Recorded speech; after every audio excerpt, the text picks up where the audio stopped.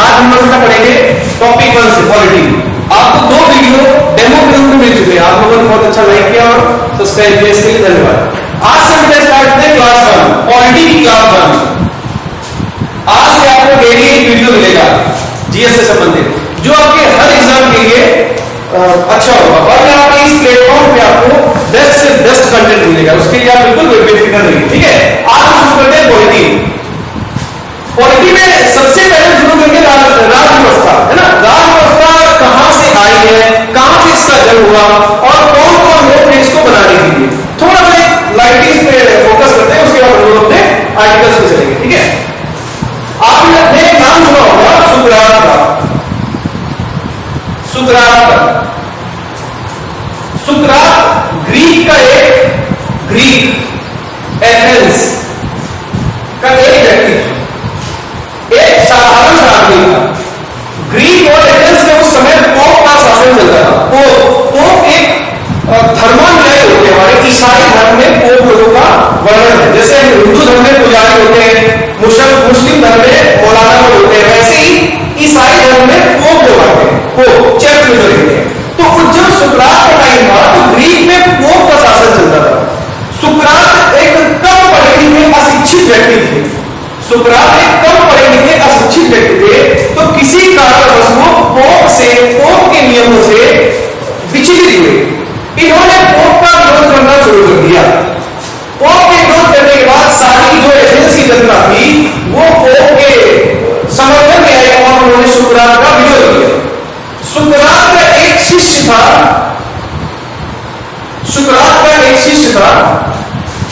Edward please,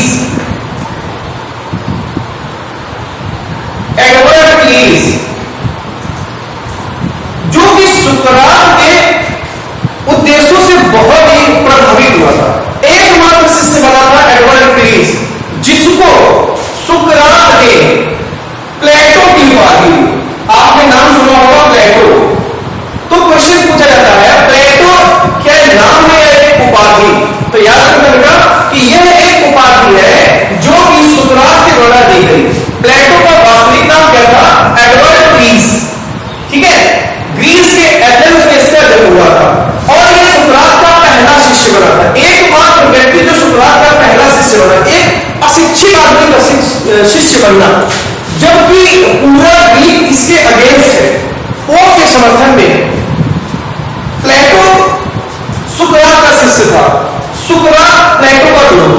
प्लेटो ने आगे चलकर एक कैंपेन चलाया, द एकेडमी।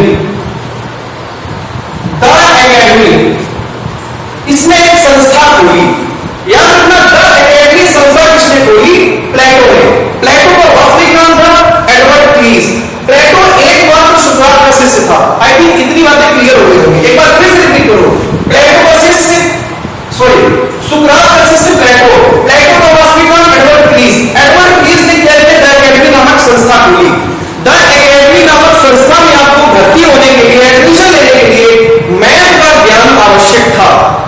यह कंपल्सरी कर दिया था कि भाई द एकेडमी में जो भी एडमिशन लेगा पड़ेगा उसको मैथ्स का ज्ञान होना बहुत जरूरी है। बेटा अभी हम लोग राज व्यवस्था के बारे में पढ़ रहे हैं। राज व्यवस्था का जन्म कैसे हुआ, कौन कौन लोग इसमें मिले हुए थे राज व्यवस्था को बनाने के लिए, ठीक है। थोड़ा हिस्ट्री है, उसको आप डायरेक्टली देखते हैं, फिर अपने चैप्टर में आते हैं। द एकेडमी नामक संस्था प्लेटो ने चलाई। द एकेडमी में एडमिशन लेने के लिए आपको मैथ का ज्ञान होना आवश्यक था। एक व्यक्ति था अरस्तु, जिसने द एकेडमी नामक कॉलेज में एडमिशन लिया। अरस्तु प्लेटो का शिष्य बना। पहले सुकरात का शिष्य बना प्लेटो, प्लेटो का शिष्य बना अरस्तु। अरस्तु द एकेडमी में क्लास ज्वाइन करने के बाद उसने सुकरात और प्लेटो के कॉन्सेप्ट को अच्छे से सीखा और उसने तीसरी थ्योरी बना दी। सुकरात और प्लेटो के कॉन्सेप्ट सीखने के बाद अरस्तु ने एक अपनी तीसरी थ्योरी बना दी। उस तीसरी थ्योरी को उसने नाम दिया पॉलिटिक्स। इस तरह से पॉलिटिक्स का जन्म हुआ। तो पॉलिटिक्स का पिता किसको बोलते हैं लोग? अरस्तु। अरस्तु से ही बहुत सारे क्वेश्चन जुड़े हुए हैं। अरस्तु जीव विज्ञान का पिता,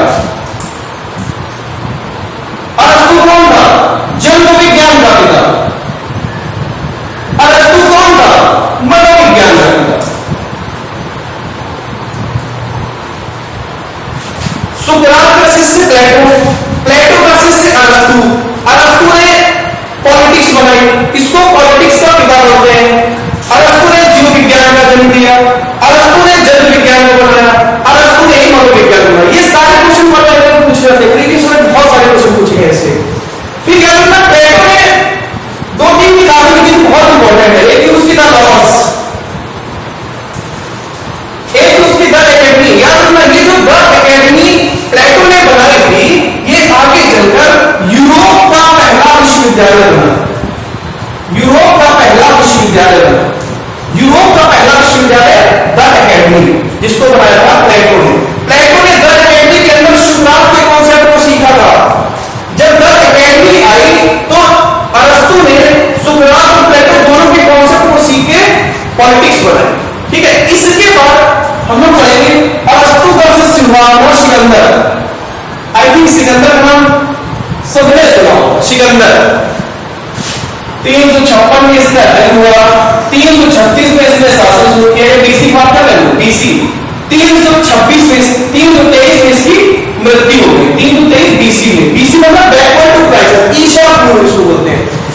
इसकी पत्नी का नाम रुक्षाना, इसका खुद नाम था। देखो हर जगह आपने पढ़ा होगा कि सिकंदर का नाम क्या था, अलेक्जेंडर, लेकिन याद रखना इसका नाम अलेक्जेंडर तृतीय था, अलेक्जेंडर तृतीय।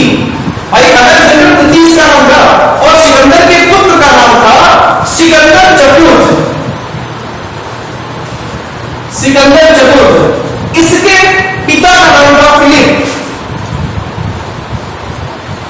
इसके पिता का नाम था फिलिप। इसकी माता का नाम था ओलंपियस। इसकी जो पत्नी रुक्षाना थी वो बैक्टीरियाडस की रानी थी, बैक्टीरियाडस। याद रखना, उन्होंने बताया कि सिकंदर अपने समय में जो ग्रीक का शासन था उस समय का, उस समय में ग्रीक के शासकों को विश्व में जितनी भी जमीन या भूमि या शासन की आवश्यकता थी, जहां जहां ये गए उसको इन्होंने जीता। लेकिन वर्तमान में रिपोर्ट करते हैं कि भाई सिकंदर ने सिर्फ 5% ही जीता, सिकंदर ने सिर्फ 5% ही जीता था। लेकिन ग्रीक लेखक जो हमारे बोलते हैं वो ये कहते हैं कि उस समय ग्रीक के जितने भी शासक थे उनको जहां जहां पता उसको सारा को जीत लिया था। एकमात्र राजा था जिसने मोर्स को हराया था, सॉरी सिकंदर को हराया था, पंजाब के राजा टूरू, जिनको हम लोग पोरस बोलते हैं, है ना। उसके बाद ये सेना को देख के बेचारा वहीं से चला गया। आईएएस पुलिस का विदर्भा नहीं चला है। तो ये सिकंदर की बात आगे उठा अरस्तु से, क्योंकि अरस्तु का शिष्य सिकंदर आगे बढ़ा था। एक हम लोगों को चेन याद हो गई, सुकरात, सुकरात का शिष्य कौन था, प्लेटो, प्लेटो का वास्तविक नाम एडवर्ड प्लीज, जब का नाम बना ग्रीक में। प्लेटो का शिष्य कौन था, अरस्तु, अरस्तु का शिष्य कौन था, सिकंदर। तो बेटा ये हमारे पॉलिटिक्स का जो चक्कर घूम रहा है ना, इतने नहीं घूम रहा। अरस्तु से खत्म हुआ, उसके बाद अरस्तु ने सिकंदर को पॉलिटिक्स सिखाई थी, जिसकी वजह से इसने पूरे विश्व में राज किया। यही एक बहुत बड़ा था अरस्तु, जिसकी वजह से सिकंदर जीता। ठीक है, तो इसके बाद हम फिर से क्या करते हैं अरस्तु पे। अरस्तु ने बहुत सारे कॉन्सेप्ट दिए जो आज हम लोग पढ़ रहे हैं, जो आज हम लोग पॉलिटिक्स पढ़ रहे हैं, वो हम लोग को अरस्तु ने दी। हाँ, प्लेटो, प्लेटो, प्लेटो का वास्तविक नाम क्या था, एडवर्ड प्लीज, एडवर्ड प्लीज। इसको प्लेटो की उपाधि दी किसने दी थी, सुकरात ने। इसने 3 बुक लिखी थी, 2 से 3 बुक लिखी थी, बहुत इंपॉर्टेंट है। द लॉस, द लॉस, और इसने द एकेडमी नामक संस्था बनाई थी। The loss, the loss, the academy और द रिपब्लिक। ये तीनों बुक्स बहुत पूछी जाती है। द लॉस किसने लिखी, द रिपब्लिक किसने लिखी और द एकेडमी किसने बनाई। इसके बाद आते हैं अरस्तु। इसका जो शिष्य था अरस्तु, अरस्तु ने क्या किया भाई, अरस्तु ने एक सबसे इंपॉर्टेंट चीज लिखी थी, the politics. Politics, the politics लिखने के बाद भाई जंतु विज्ञान बनाई, साइकोलॉजी बनाई, मनोविज्ञान। इसके बाद the topics, the topics, the polity, the topics, psychology, और एक इसकी बहुत इंपॉर्टेंट थी द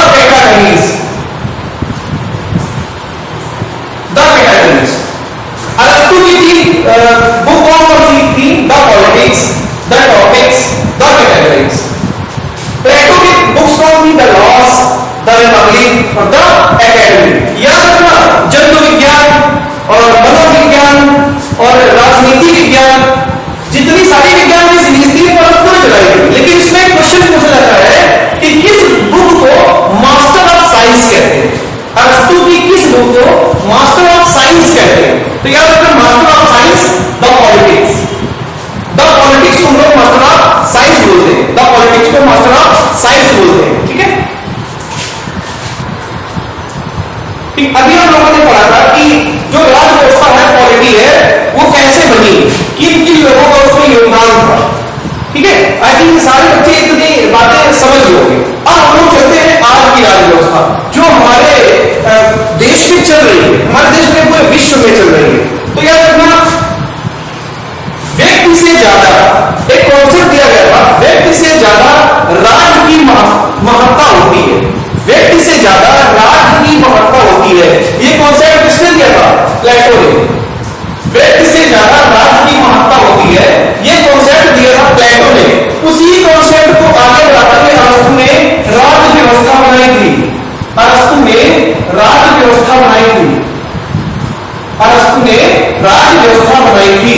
ठीक है, प्लेटो के कॉन्सेप्ट को आगे करते हुए राज्य व्यवस्था बनाई थी। राज्य व्यवस्था का मतलब होता है राज्य की व्यवस्था।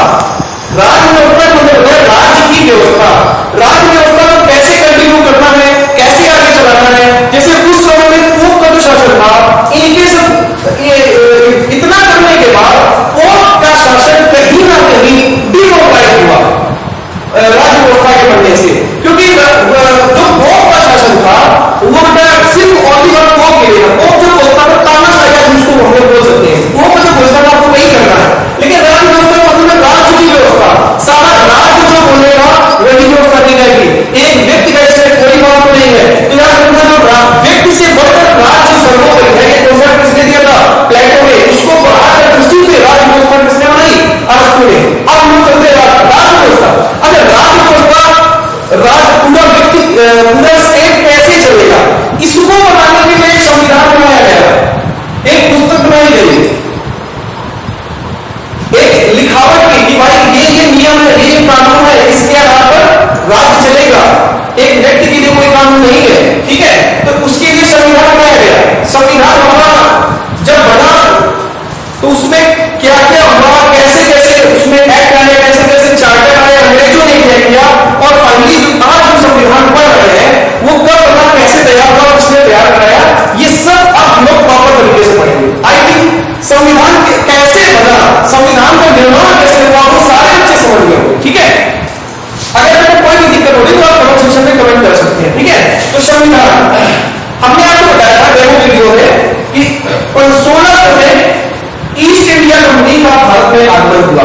ईस्ट इंडिया कंपनी का भारत में आगमन हुआ 1600 ईस्वी में। 1599 के चार्टर द्वारा, 1599 के चार्टर द्वारा महारानी एलिजाबेथ प्रथम ने ईस्ट इंडिया कंपनी के व्यापारियों को भारत में आने की अनुमति दी। याद रखना, वो अनुमति सिर्फ और सिर्फ ट्रेड पर्पस के लिए थी, सिर्फ और सिर्फ व्यापार करने के लिए थी।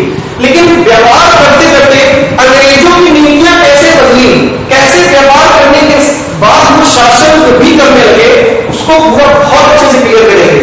बस आप लोग बने रहे। 1599 के चार्टर अधिनियम के द्वारा सन 1600 में ईस्ट इंडिया कंपनी भारत में आई। लगभग 50,000 श्रमिक वहां से लाए गए ब्रिटेन से। तो जैसे ही आप पानी के जहाज द्वारा जैसे ही वो पानी डोकयार्ड बंदे नाम उतरे, तो भारत के जो लोग थे उन्होंने ये सोचा भाई नहीं हमें लगता किसी विदेशी ने आक्रमण कर दिया। लेकिन जैसे ही भाई उनसे बातें हुई तो उन्होंने कहा हमारा पर्पस सिर्फ व्यापार करना है, हम लोग को रोजगार देने के लिए अपनी उन्होंने सारी बातें बताई। तो भारत के लोग भाई सोचे चलो भाई अच्छे अच्छे आदमी आए। वैसे भी जब अंग्रेज जाते थे तो बोले जिससे मुझे होते थे तो हम लोग बड़ा आकर्षित होते थे उनसे। वही याद हुआ। उसके बाद क्या हुआ, एक प्रिंस चार्ल्स थे, एलिजाबेथ प्रथम के लड़के, उन्होंने इस जो ईस्ट इंडिया कंपनी आई थी उसके अधिकार को अनलिमिटेड कर दिया, उसके अधिकार को बढ़ा दिया। जो अलग नामा बनाया गया था वो 21 वर्ष के लिए था, लेकिन चार्ल्स प्रथम ने उसको बढ़ा के आजीवन कर दिया। अब ईस्ट इंडिया कंपनी भारत आ गई। भारत आने वालों ने व्यापार करना शुरू किया। व्यापार करने में तो थोड़ी बहुत दिक्कत हुई कि जो उन्होंने थोड़ा प्रेशर डाला उनके ऊपर। प्रेशर डालने के बाद उनसे टैक्स लिया, कंपनी ने टैक्स लेना शुरू कर दिया। ऐसा सिस्टम चलने लगा तो राजा लोग थे वो भाई उनकी रोज उनकी भूख बढ़ती गई। कंपनी को उन्होंने बोला भाई इतना टैक्स दो, नहीं तो हम ऐसा करेंगे, ये करेंगे, वो करेंगे। उसके बाद एक तारीख आई थी 1756, जुलाई 1756। एक घटना होती है कालकोठरी की घटना होती है। बेटा अभी हम हिस्ट्री नहीं कर रहे, लेकिन हिस्ट्री से कैसे पॉलिटी बनी है हम लोग उसकी चर्चा कर रहे हैं। 1756 जुलाई 1756 में कालकोठरी की घटना हुई, जिसमें बंगाल में बंगाल के राजा ने तकरीबन 150 अंग्रेजों को एक कोठरी के अंदर भर दिया, बंद कर दिया और दम घुटने पर उनकी मौत हो गई। ऐसा सुनने के बाद रॉबर्ट क्लाइव जो तब का गवर्नर था, उसने राजा की बंगाल में राजा के खिलाफ अभियान छोड़ दिया और 1757 में प्लासी कर दिया। 1757 में प्लासी किया। प्लासी में राजा ने बहुत बुरी तरह से ब्रिटिश ईस्ट इंडिया कंपनी की जीत। कंपनी में देखो, कंपनी अभी भी सोच रही है भाई हमको लड़ना नहीं है, हमको सिर्फ व्यापार करना है, हमको लड़ना नहीं है, सिर्फ व्यापार करना है। बट सर्कमस्टेंसेस ऐसे बन गए थे, ऐसे माहौल बन गया उस समय का कि वो दोबारा से 1764 में बक्सर हुआ। बेटा अभी हम सिर्फ लाइटली इसको बोल रहे हैं, जब हिस्ट्री पढ़ेंगे तो उसको डिटेल में पढ़ाएंगे, कैसे हार हुई, क्या रीजन था, क्यों हारे और क्यों अंग्रेज जीते, है ना। थोड़ा बहुत तो नॉलेज सारे बच्चों को होगा, लेकिन हम इसके बारे में इतनी अच्छी अच्छी बातें बताएंगे जो आपको किसी भी बुक में नहीं मिलेगी, ठीक है, स्पेशली किसी बुक में नहीं मिलेगी। तो अभी लेकिन हम लाइटली पढ़ रहे हैं कि हम अभी हमारा टॉपिक हिस्ट्री नहीं है, सिर्फ पॉलिटी है। 1764 में बक्सर हुआ। बक्सर के युद्ध में भी ब्रिटिश ईस्ट इंडिया कंपनी की बहुत अच्छे से जीत हुई और सारे राजा रजवाड़े को बुरी तरह से हारे, ठीक है। इसके बाद 1765 की हुई इलाहाबाद की संधि। 1765 की इलाहाबाद की संधि, इलाहाबाद की संधि के अंदर ये प्रपोजल दिया कि भाई आप लोग परेशान करो, हम सिर्फ व्यापार करने आए, आप 57 का युद्ध लड़ा, 57 का प्लासी लड़ा, 64 का बक्सर लड़ा, आप लोग क्या चाहते भाई, व्यापार में करें। तो भाई जो भी वहां से संधि से बातें निकली कि भाई व्यापार करो, ये नहीं करेंगे, परेशान नहीं करेंगे। उसके बाद अंग्रेजों में भी फूट पड़ गई। भाई जो उसका शासन का जो नींव थी वो गवर्नर के हाथ में आ गई। गवर्नर के हाथ में आ गई तो भ्रष्टाचार शुरू हो गया। भ्रष्टाचार शुरू होने के बाद अंग्रेजों ने क्या किया, चार्टर लाना शुरू कर दिया। चार्टर लाना सबसे पहले आया था 1773 का रेगुलेटिंग एक्ट।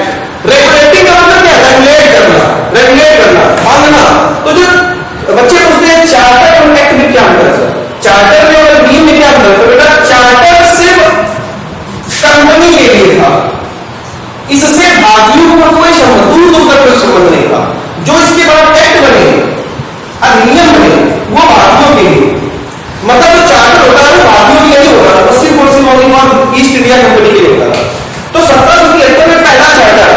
अब देखो अंग्रेजों की नीति, देखो अंग्रेजों की नीति व्यापार छोड़ रही है और चार्टर लाके वो एडमिनिस्ट्रेशन पे आ रही है ना, प्रशासन पे आ रही है। व्यापार अपना लक्ष्य दूर हो गया, व्यापार खत्म और एडमिनिस्ट्रेशन शुरू। इसके बाद 1773 में चार्टर आया, उसमें बहुत सारे प्रावधान किए गए।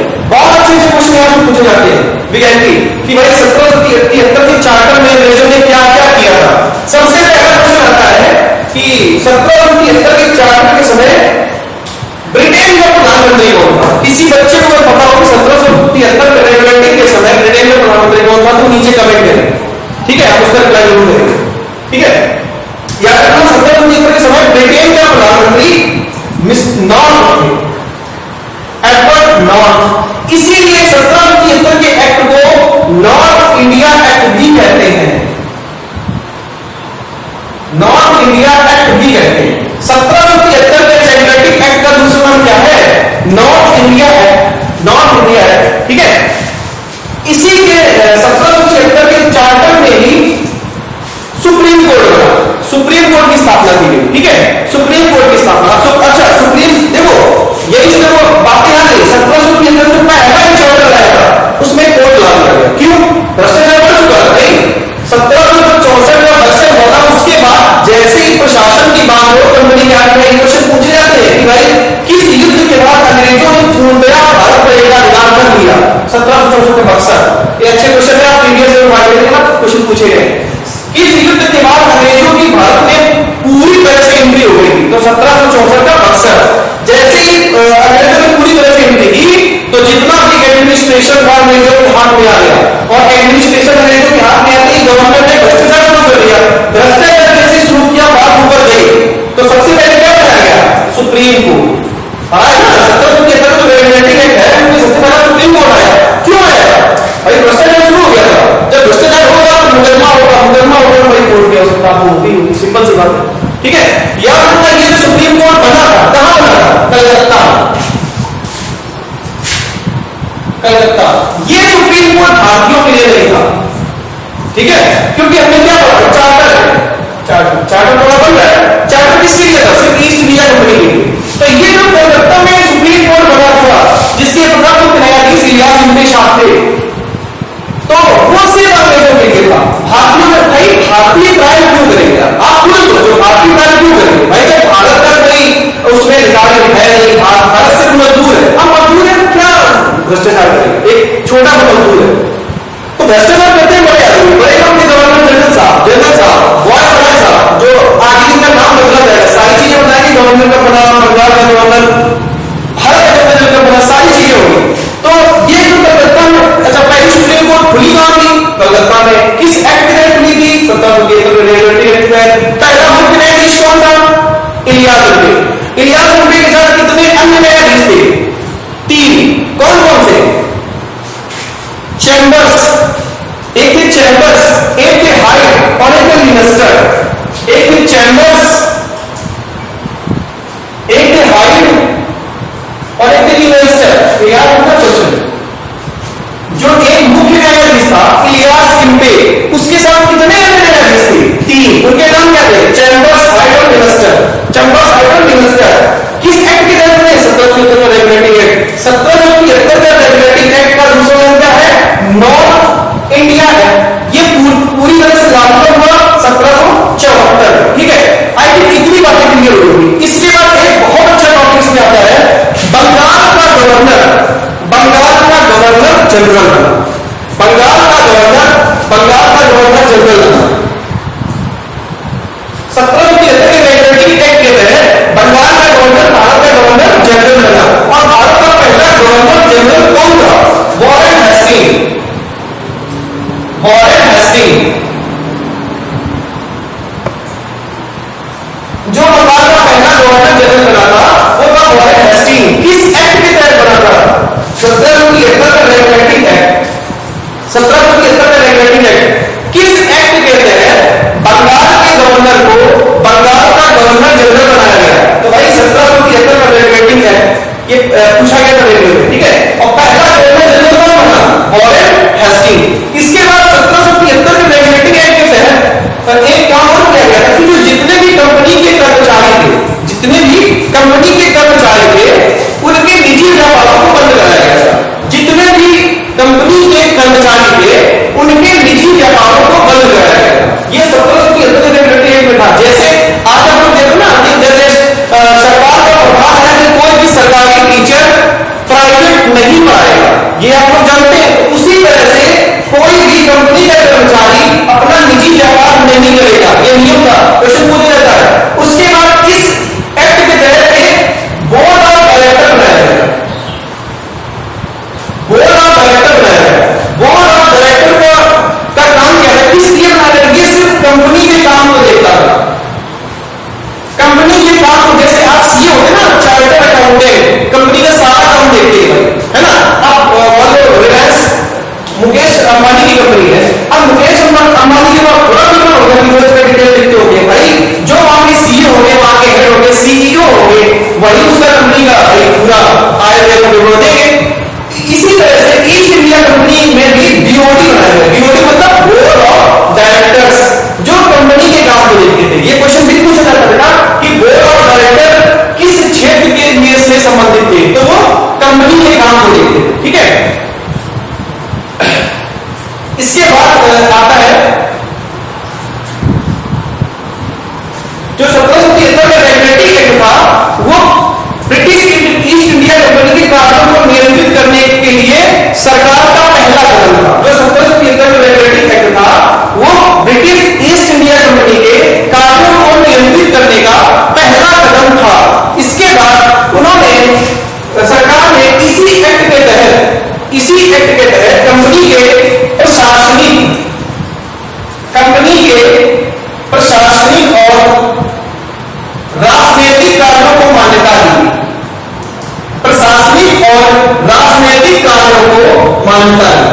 तो कितनी चीजें हम लोग 1773 के रेगुलेटिंग एक्ट से सीख रहे हैं, कितनी चीजें सीखी। नंबर 1, 1773 के रेगुलेटिंग एक्ट के तहत सुप्रीम कोर्ट बना, इलियास लिमिटेड, ठीक है, उनके साथ 3 अन्य एयरलाइंस थे। उसके बाद कंपनी पर सरकार का पहला कदम था, ठीक है, कंट्रोल करने का, है ना। उसके बाद प्रशासनिक और राजनीतिक कारणों को मान्यता दी गई। बंगाल का गवर्नर जनरल बना। पहला गवर्नर जनरल कौन बना? तो वॉरेन हेस्टिंग। उसके बाद बोर्ड ऑफ डायरेक्टर्स बनाए गए। उसके बाद उच्चतम न्यायालय जो खोला गया वो कलकत्ता में खुला था और वो न्यायालय सिर्फ और सिर्फ अंग्रेजों के लिए था, भारतीयों के लिए उसमें कोई भी जगह नहीं थी। इसके बाद आता है 1781 का सेटलमेंट एक्ट। 1781 का सेटलमेंट एक्ट, इसके द्वारा 1773 के रेगुलेटरी एक्ट में जो कमियां थी ना उनको दूर किया गया। अब देखो समय समय पर प्रकृति के बदलते हुए नियम कानून भी बदलने पड़ते हैं। जैसे आज देखो भाई मोदी सरकार ने बहुत सारे संशोधन कर दिए हैं। इस समय 104 संशोधन हो चुके हैं। 104 संशोधन कौन सा हुआ था? लोकसभा में 2 जो एनुअल होते हैं उनको हटा दिया गया। 104 संशोधन हुआ था। तो ऐसे ही समय समय पर कानून में संशोधन करना आवश्यक होता है। इसीलिए 1781 का एक्ट ऑफ सेटलमेंट आया। एक्ट ऑफ सेटलमेंट 1773 की रेगुलेटरी एक्ट की कमी को दूर करने के लिए था। इसमें सिर्फ एक काम किया गया था, कलकत्ता की सरकार को, इसमें कलकत्ता की सरकार को बंगाल, बिहार और उड़ीसा, कलकत्ता की सरकार को बंगाल, बिहार और उड़ीसा के लिए कानून बनाने की मान्यता दी। क्वेश्चन पूछा जाता है कि कलकत्ता की सरकार को बंगाल, बिहार और उड़ीसा के लिए नियम बनाने के लिए की मान्यता किस एक्ट के तहत दी गई? तो 1781 का सेटलमेंट एक्ट, ठीक है। 1781 के सेटलमेंट एक्ट के बाद सरकार द्वारा 1784 का पीस इंडिया एक्ट आया। 1784 का पीस इंडिया एक्ट आया। पीस इंडिया एक्ट भाई, इस एक्ट के तहत कंपनी के दोहरे प्रशासन की नींव रखी गई। इस 1784 के पीस इंडिया एक्ट के तहत कंपनी के दोहरे प्रशासन की नींव रखी गई। याद रखना, इस एक्ट के समय ब्रिटेन के प्रधानमंत्री पीस थे। इनके नाम पर ही पीस इंडिया एक्ट का नाम रखा गया था। और 1773 के समय प्रधानमंत्री कौन थे? कमेंट करके बता दीजिएगा 1773 के समय प्रधानमंत्री कौन थे, ठीक है। इसके बाद पीस इंडिया एक्ट, इसमें क्या था? दोहरे प्रशासन की नींव रखी गई। दोहरे प्रशासन की नींव रखी गई। अब दोहरा प्रशासन क्या होता है? दोहरे प्रशासन की नींव रखी गई होता है, उसके लिए बीओडी और बीओसी बनाए गए। बहुत इंपॉर्टेंट चाहिए कि दोहरे प्रशासन की नींव किस एक्ट के तहत रखी गई थी? तो 1784 का पीस इंडिया एक्ट, ठीक है। 1784 का पीस इंडिया एक्ट, बीओडी और बीओसी। अच्छा, बीओडी क्या था? बीओडी हमारा 1773 में ही बन गया था, लेकिन एक्चुअली क्या था? बीओडी जो था वो व्यापारिक मामलों को देखता था, व्यापारिक मामलों को। अब 1773 से 1784 आ गया, 11 साल हो गए। 11 साल होने के बाद भाई राजनीति भी बहुत सारी होने लगी। कंपनी के अंदर खुद राजनीति होने लगी भाई, कि अब उसको गवर्नर जनरल बना दिया, उसको सचिव बना दिया, हमको क्यों नहीं। ये ऐसी राजनीति उनके अंदर होने लगी। तो उसके लिए क्या किया गया? सरकार ने बीओडी अलग कर दिया और बीओसी अलग कर दिया। बीओडी का मतलब होता है बोर्ड ऑफ डायरेक्टर्स और बीओसी का मतलब होता है बोर्ड ऑफ कंट्रोलर। ये राजनीतिक मामले देखता था, राजनीतिक मामले देखता था। और ये कौन से मामले देखता था भाई? व्यापारी। बहुत अच्छा क्वेश्चन पूछा जाता है कि निम्न में से कौन राजनीतिक मामले देखता था? बीओसी, बीओडी या सारा लगा दिया। तो एक इसमें भाई ट्रिक मामला है, उसको आप याद करने का तरीका मान लो। बीओसी और बीओडी, अगर कोई भी बच्चा इसमें भूलने की बारी है राजनीतिक और व्यापारी कौन है, तो राजनीतिक आज की राजनीतिक पार्टी कांग्रेस, तो कांग्रेस की सी से आप याद कर लेना। BOC board of controller, controller C से आप क्या है? तो कांग्रेस बोर्ड मतलब राजनीति, ठीक है। और डी से मतलब ये राजनीति, ये व्यापारी। डी का मतलब क्या है? डोमेस्टिक, डोमेस्टिक प्रोडक्ट मतलब